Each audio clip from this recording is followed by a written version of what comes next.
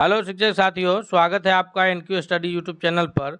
अब इंतजार की घड़ी खत्म हुई। सक्षमता पास जितने भी हमारे शिक्षक साथी हैं, सभी के लिए सरकार ने शेड्यूल जारी कर दिया है कि उनकी कब, कैसे और कहां काउंसलिंग होगी। तो आप इस वीडियो के अंत तक बने रहिएगा। हम आपको एक एक बातों पर चर्चा करेंगे कि आपकी काउंसलिंग कब होगी, कहां होगी और आपको कौन कौन से डॉक्यूमेंट इसमें देने होंगे। आइए चलते हैं आगे, देखते हैं हम।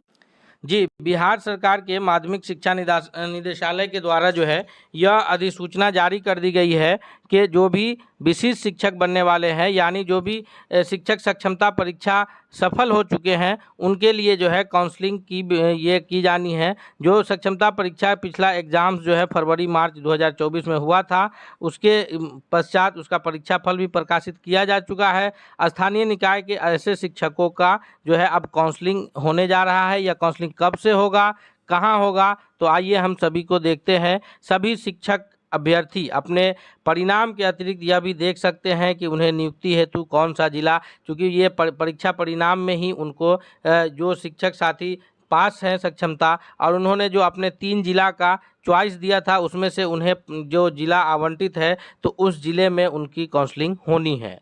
सभी अभ्यर्थियों को वेरिफिकेशन के लिए जो जिला उन्हें आवंटित किया गया है, उन्हें वहां जाकर के उपस्थित होना है। उसमें कहाँ होना है, तो सभी अनुशंसित जो शिक्षक है या जो पुस्तकालय अध्यक्ष हैं, उनकी वेरिफिकेशन उनके आवंटित जिला के DRCC सेंटर पर होगा। कहाँ होगा?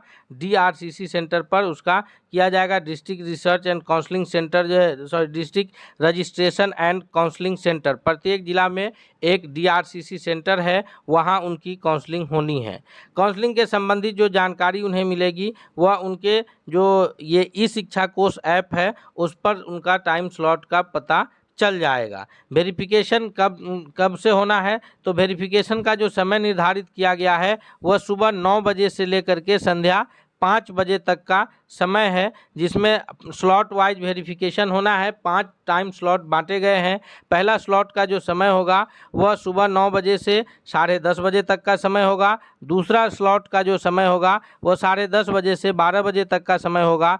तीसरा स्लॉट का जो समय होगा वह ये 12 बजे से लेकर के 1:30 बजे तक का होगा। चौथा स्लॉट जो होगा वह 1:30 बजे से 3 बजे तक का समय होगा। और पांचवा जो अंतिम स्लॉट होगा उसका समय 3 बजे से लेकर के 4:30 बजे तक निर्धारित किया गया है। अब यह है कि किस शिक्षक को किस तिथि को उपस्थित होना है। चूँकि काउंसलिंग का समय 1 अगस्त 2024 से शुरू हो रहा है, ऐसे सिचुएशन में वेरिफिकेशन के लिए शिक्षकों की कोटि भी निर्धारित कर दी गई है कि कौन से शिक्षक कब उपस्थित होंगे।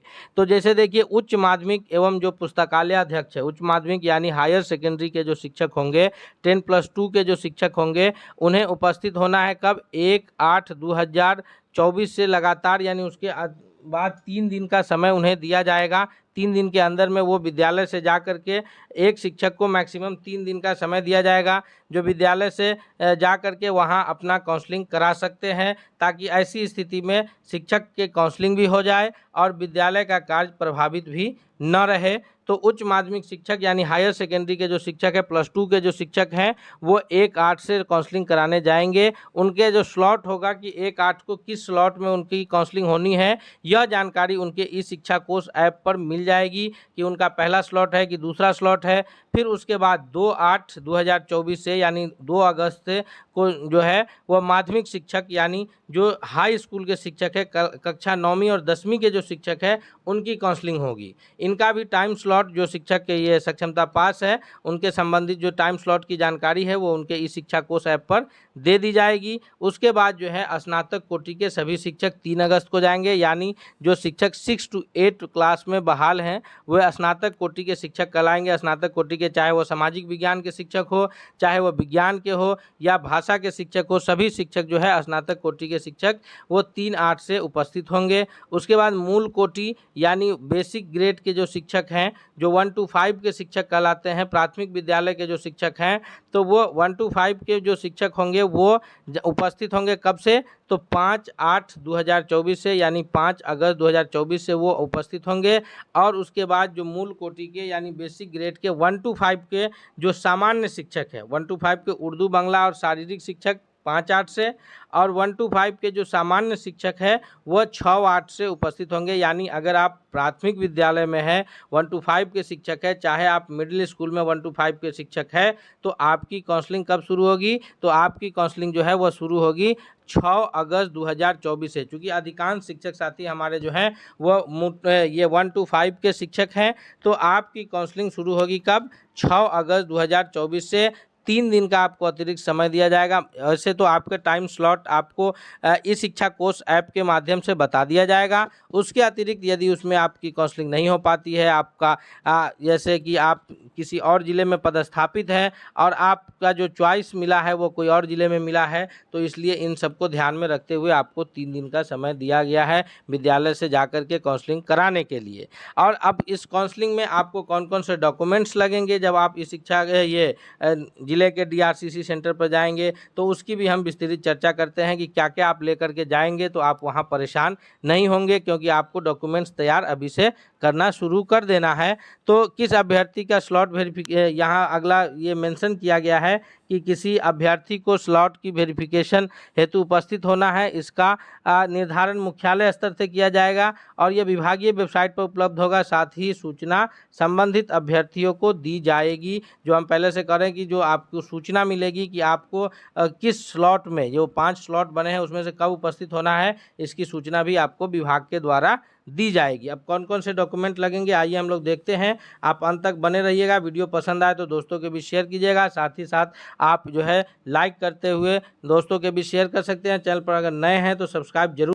प्रत्येक जिला में इस प्रकार का DRCC सेंटर आपको उपलब्ध है, जहां जा करके आपको अपने टाइम स्लॉट के हिसाब से वहां काउंसलिंग कराना है। इसकी जानकारी आपको यहाँ जो ई शिक्षा कोष ऐप है, जहां आप डेली अपना अटेंडेंस बना रहे हैं, इस पर आपको इसकी जानकारी प्राप्त हो जाएगी। आइए देखते हैं कि कौन कौन से डॉक्यूमेंट्स आपको लगेंगे।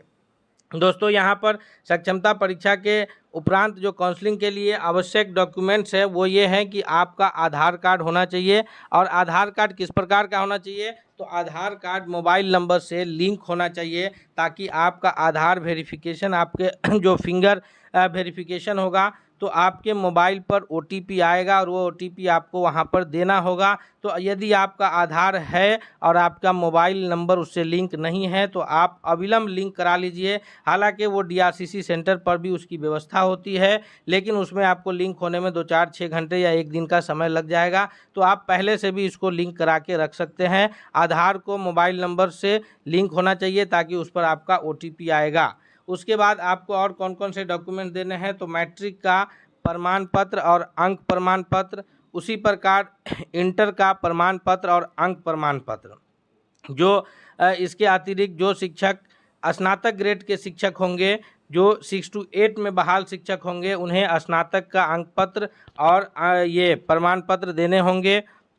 उसके बाद जो 11-12 के शिक्षक होंगे या स्नातक ग्रेड के शिक्षक में क्लास 6 to 8 हो और 9-10 हो, इन सभी शिक्षकों को स्नातक का अंक पत्र और प्रमाण पत्र देने होंगे। इसके बाद जो स्नातकोत्तर होंगे, यानी जो शिक्षक 11-12 के शिक्षक होंगे, तो उनको जो है क्लास 11-12 के शिक्षकों को स्नातकोत्तर का यानी PG का, पोस्ट ग्रेजुएट का जो है अंक पत्र और प्रमाण पत्र देने होंगे। तो ये स्नातक और स्नातकोत्तर जो है यह 6 to 8 और से लेकर के, यानी 6 से लेकर के 12 तक के शिक्षकों की आवश्यकता है। जो 1 to 5 के शिक्षक है, उन्हें स्नातक या स्नातकोत्तर का प्रमाण पत्र देने की आवश्यकता नहीं है।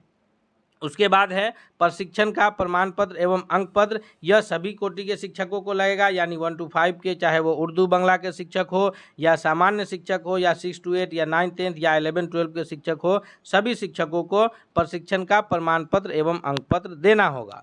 उसके बाद जो है, जो अगला डॉक्यूमेंट्स लगेगा, एक एक डॉक्यूमेंट्स को हमने अलग से लिख करके बनाया है, ताकि आपका कोई भी डॉक्यूमेंट्स छूटे नहीं, आप वहाँ जा कर के परेशान नहीं हो। अगला जो है वो है दक्षता या टेट का अंक पत्र एवं प्रमाण पत्र। जो शिक्षक साथी दक्षता परीक्षा पास होंगे, उन्हें दक्षता का अंक पत्र देना होगा, एवं जो शिक्षक साथी TET या CTET पास होंगे, उन्हें उसका अंक पत्र एवं प्रमाण पत्र देने की आवश्यकता पड़ेगी वहाँ पर। अगला है कि नियोजन इकाई के द्वारा जो नियुक्ति पत्र दिया गया है, चाहे 1 to 5 के शिक्षकों को पंचायत नियोजन इकाई दिए हो, या 6 to 8 के शिक्षकों को प्रखंड नियोजन इकाई दिए हो, या फिर ये हाई स्कूल के शिक्षकों को जो ये जिला परिषद नियोजन इकाई के द्वारा चिट्ठी मिली हो, तो वो नियुक्ति पत्र वहाँ पर आपको दिखाना पड़ेगा। नियुक्ति पत्र जो नियोजन इकाई, जो भी सक्षम नियोजन इकाई हैं, उन्हें उनके द्वारा जो जारी किया गया था, जिसके आधार पर अभी सेवा में बने हैं, तो वो नियुक्ति पत्र देना होगा। उसके बाद है कि जो दिव्यांग आवेदक हैं, उनके लिए जो सक्षम प्राधिकार से दिव्यांगता का प्रमाण पत्र है, वो उन्हें दिखाना पड़ेगा। उसके बाद जो आरक्षित श्रेणी के उम्मीदवार हैं, तो आरक्षित श्रेणी के उम्मीदवार को जो सक्षम प्राधिकार हैं, जैसे जो ये आरओ हैं, यानी रेवेन्यू ऑफिसर के स्तर से बना हुआ जो जाति प्रमाण पत्र है, वो शो करना पड़ेगा। तथा जो एनसीएल के ये हैं, उन्हें एनसीएल नॉन क्रीमी लेयर का प्रमाण पत्र देना पड़ेगा। साथ ही साथ जो ईडब्ल्यूएस यानी आर्थिक रूप से इकोनॉमिकली वीकर सेक्शन, यानी आर्थिक रूप से कमज़ोर वर्ग के जो शिक्षक साथी हैं, तो उन्हें अपना ईडब्ल्यूएस का प्रमाण पत्र वहाँ पर दिखाना पड़ेगा। ये सभी प्रमाण पत्र की छाया प्रति अभिप्रमाणित रूप से आपको देनी होगी। कितनी कॉपी में देनी होगी, यह सभी हम आगे बताएंगे आपको। अगला है कि आपको अपना आवासीय प्रमाण पत्र रखना पड़ेगा।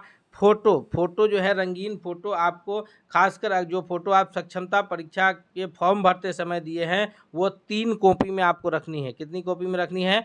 3 कॉपी में आपको वो फोटो रखनी है जो आपने सक्षमता परीक्षा के वक्त दिए हैं। उसके बाद है जो सक्षमता परीक्षा का मूल एडमिट कार्ड है, जो एडमिट कार्ड निकाल करके आप उस पर जिला कार्यक्रम पदाधिकारी का सिग्नेचर के पश्चात उसे आप ले करके परीक्षा सेंटर पर गए थे, वो मूल एडमिट कार्ड आपको और उसकी छाया प्रति दोनों रखनी है। सक्षमता का जो मार्कशीट आया है, वो आपको रखना है। सक्षमता परीक्षा के उपरांत के पश्चात जो आपके कितने नंबर्स आए हैं और आपको कौन सा जिला अलॉट हुआ है, इससे संबंधित जो मार्कशीट है, वो आप रखेंगे। अगला है कि ईपीएफ पासबुक, जो अभी आपका ईपीएफ का जो फंड इकट्ठा हो रहा है, वो ईपीएफ पासबुक रखना है। ईमेल आईडी जो आप आवेदन करते समय दिए हैं वो, मोबाइल नंबर जो आप दिए हैं सो, और आगे जो आपका सैलरी अकाउंट है उसका पासबुक, या आप कोई भी एक जो कैंसिलेशन चेक है वो आपको उसका रखना है, ताकि कैंसिलेशन चेक, क्योंकि अब जो शिक्षक विशिष्ट शिक्षक बनेंगे वो राज्यकर्मी होंगे, उन्हें अब ईपीएफ की जगह पर जो है अब एनपीएस का लाभ मिलेगा, यानी नेशनल पेंशन स्कीम जो है इसका लाभ मिलेगा। तो उसके लिए जो है फिर आपको वहाँ पर प्रान नंबर एक जनरेट कराने के लिए फॉर्म भरा जाएगा। Permanent retirement account number, PRAN number जो होता है, क्या permanent retirement account number, PRAN number के नाम से जानते हैं, तो वो जनरेट कराना होगा। आपको अपना पैन कार्ड भी रखना है, पैन कार्ड लेकर के जाना है आधार के साथ साथ, ये कैंसिल चेक और पैन कार्ड। उसके बाद सेवा पुस्तिका है, और सभी प्रमाण पत्र जितने भी हमने बताए हैं, सभी की 3 छाया प्रति अलग से फाइल में रख लेना है, सभी को स्वाभिप्रमाणित रखना है, और सभी की मूल प्रति भी आपको रखना है, ताकि वहाँ पर वेरिफिकेशन के समय मांगा जाए तो आप उसे शो कर सके। और ये इसके साथ साथ जो है, आप जो भी हम डॉक्यूमेंट्स बताए हैं उसको आप एक बार गौर से सुन लें, सभी डॉक्यूमेंट्स लेकर के आप उपस्थित हो। और इसके अतिरिक्त यदि आपकी काउंसलिंग रह जाती है, आप काउंसलिंग नहीं करा पाते हैं, तो फिर इस पर विभाग अलग से विचार करेगा कि आपकी काउंसलिंग कब होगी। ये समय विभाग के द्वारा आपको फिर से दिया जाएगा। दोस्तों, यह वीडियो अगर आपको पसंद आया है तो आप वीडियो को लाइक ज़रूर कीजिएगा। साथ ही साथ आप चैनल पर अगर नए हैं तो सब्सक्राइब कर लीजिए, ताकि आपको कोई भी अपडेट्स आगे इससे संबंधित आए तो जल्द से जल्द पहुँचे। मिलते हैं अगले सेट के साथ, तब तक के लिए धन्यवाद।